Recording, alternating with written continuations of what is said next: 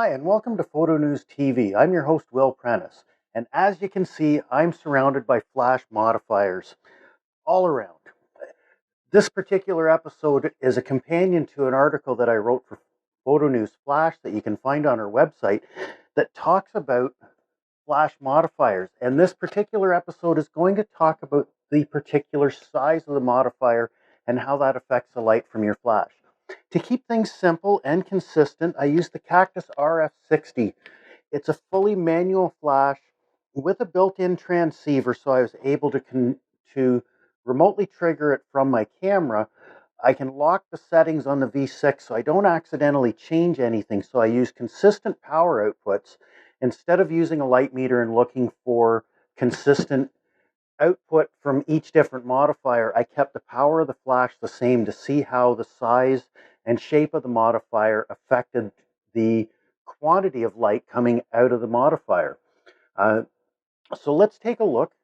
I started off with a collection of LumiQuest Softboxes, also your regular dome that just snaps onto most flashes. You either get these with them. Cactus also makes them to fit most of the larger flashes.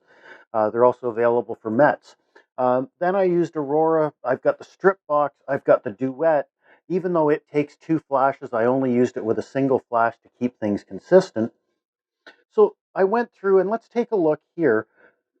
We've got all of the shots from each modifier, and we'll run through them. So I started with bare flash. Then I used, with the bounce diffuser, I've used the Ultrabounce from LumiQuest. I've used a small MET pop-up softbox, LumiQuest Snoot, both with the extender out and without the extender, just to see how the light is different there. The LumiQuest Softbox III, the LumiQuest Softbox LTp, which is pretty big, and as you can see is really, really soft. The Aurora Speedbounce, the Firefly 2 strip box from Aurora, and the Firefly Duet Octabox from Aurora. And you can see how each one affects the quantity of the light. And surprisingly, not always was the largest the most amount of light coming out. Sometimes the largest was the softest, and that's really what photographers are looking for. So it helps to understand the quantity of light coming from each of these modifiers and how small and large modifiers affect the light coming from your flash.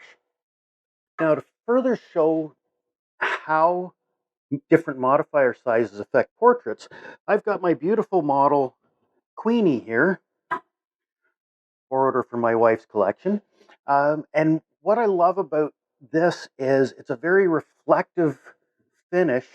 You've got the copper crown, the gold, almost kind of a blend of skin tones in here. And the reflective surface really shows off specular highlights if they're going to be revealed by any of these modifiers. The other great thing is my model doesn't move. People are great, but you're not going to get consistency throughout every shot. I knew that with Queenie in one place on the posing stool, she wasn't going to move her head, change her facial expression or anything. And that consistency is really important when you're looking at how each different modifier is or affects the light coming from your flash. So portrait photographers, product photographers, you're both getting an idea of what the different modifiers can do for you to help you improve your photography. So take a look at these shots, again in sequence, starting with just bare flash, all the way through the smaller modifiers up to the strip and the Duet, and see how they affect the portrait/product shots of Queenie that I took.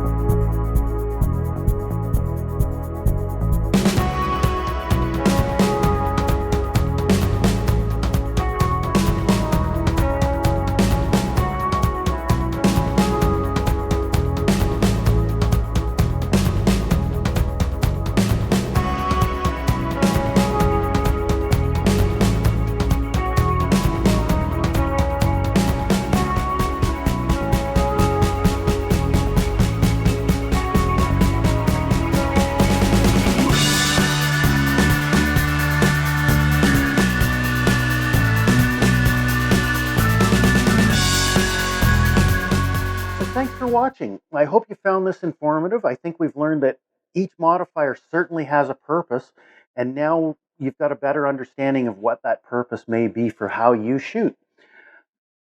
Thanks for Queenie. She can't really complain, so that's great too. Another plus on that side. And she's not going to say, "How do I look?" You look fabulous. All right. So thanks for your time. If you enjoyed this, click the like button down below. Leave us some comments if you have any questions or anything to say. I'd love to hear them. And also, don't forget to click on the subscribe link so that you can stay on top of the rest of this series, plus other topics that are coming out. We've got lots of great product to show off. This series is going to continue. We're going to look at how the shape of modifiers affect your light. Also, we're going to look at color, and we'll see where it goes. I've got lots of great plans. I don't want to reveal everything now. So hit the subscribe link and stay in touch with us. Now, if you're interested in purchasing any of this gear for yourself, the links are down below. You can also find LumiQuest, Mets, Cactus, Aurora gear at most fine photography stores across Canada. If they don't have it, just ask for it. They know where to get it from. So thanks for your time. Have a great day and happy shooting.